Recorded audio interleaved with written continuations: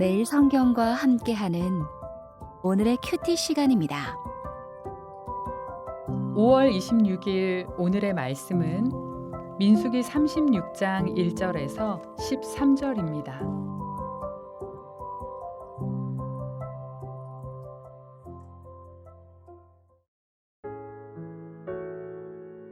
요셉 자손의 종족 중 므낫세의 손자 마길의 아들 길르앗 자손 종족들의 수령들이 나와 모세와 이스라엘 자손의 수령된 지휘관들 앞에 말하여 이르되 여호와께서 우리 주에게 명령하사 이스라엘 자손에게 제비 뽑아 그 기업의 땅을 주게 하셨고 여호와께서 또 우리 주에게 명령하사 우리 형제 슬로보앗의 기업을 그의 딸들에게 주게 하셨은즉 그들이 만일 이스라엘 자손의 다른 지파들의 남자들의 아내가 되면 그들의 기업은 우리 조상의 기업에서 떨어져 나가고 그들이 속할 그 지파의 기업에 첨가되리니 그러면 우리가 제비 뽑은 기업에서 떨어져 나갈 것이요 이스라엘 자손의 희년을 당하여 그 기업이 그가 속한 지파에 첨가될 것이라.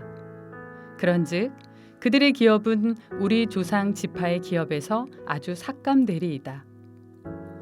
모세가 여호와의 말씀으로 이스라엘 자손에게 명령하여 이르되 요셉 자손 지파의 말이 옳도다. 슬로보앗의 딸들에게 대한 여호와의 명령이 이러하니라. 이르시되 슬로보앗의 딸들은 마음대로 시집가려니와 오직 그 조상 지파의 종족에게로만 시집갈지니 그리하면 이스라엘 자손의 기업이 이 지파에서 저 지파로 옮기지 않고 이스라엘 자손이 다 각기 조상 지파의 기업을 지킬 것이니라 하셨나니 이스라엘 자손의 지파 중 그 기업을 이은 딸들은 모두 자기 조상 지파의 종족되는 사람의 아내가 될 것이라. 그리하면 이스라엘 자손이 각기 조상의 기업을 보전하게 되어 그 기업이 이 지파에서 저 지파로 옮기게 하지 아니하고 이스라엘 자손 지파가 각각 자기 기업을 지키리라. 슬로보앗의 딸들이 여호와께서 모세에게 명령하신 대로 행하니라. 슬로보앗의 딸 말라와 디르사와 호글라와 밀가와 노아가 다 그들의 숙부의 아들들의 아내가 되니라. 그들이 요셉의 아들 므낫세 자손의 종족 사람의 아내가 되었으므로 그들의 종족 지파에 그들의 기업이 남아 있었더라. 이는 여리고 맞은편 요단가 모압 평지에서 여호와께서 모세를 통하여 이스라엘 자손에게 명령하신 계명과 규례니라. 민수기 17장에서 하나님은 상속받을 아들이 없이 죽은 슬로보앗의 기업을 그의 딸들이 상속할 수 있도록 허락하셨습니다. 이로써 슬로보앗의 이름이 이스라엘 가운데 보존되게 하시고 그의 가문이 삭제되지 않도록 하셨습니다.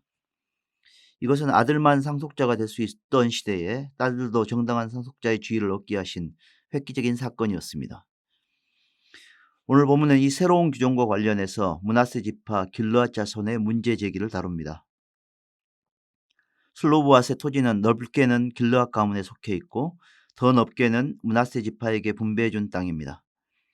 그런데 만일 슬로보앗의 딸들이 다른 지파 남자와 결혼하게 되면 그들이 상속한 토지가 다른 지파 기업으로 넘어가게 되고 므낫세 지파는 분배받은 땅을 잃게 될 것입니다. 이는 누구든지 땅의 지계표를 옮기지 말라고 하신 하나님의 말씀에도 반하는 일이었습니다. 슬로보앗의 딸들의 합리적인 요구가 길르앗 자손에게는 부당한 결과를 가져올 가능성이 생긴 것입니다. 모세는 그들의 말이 옳다고 인정합니다. 슬로보앗의 딸들의 주장도 옳고 길르앗 자손의 주장도 옳다면 이 문제를 어떻게 처리해야 하겠습니까? 세상 많은 일들이 무자르듯 시비를 나눌 수 없는 경우가 많은 것 같습니다. 옳고 그름이 명확하다면 옳은 일을 하면 될 것입니다. 그러나 양편의 주장이 나름대로 합당한 이유가 있다면 한 편이 양보하거나 혹은 둘 다 한 발씩 물러나야만 일이 해결될 수 있습니다. 하나님이 모세를 통해 적절한 해결책을 주십니다.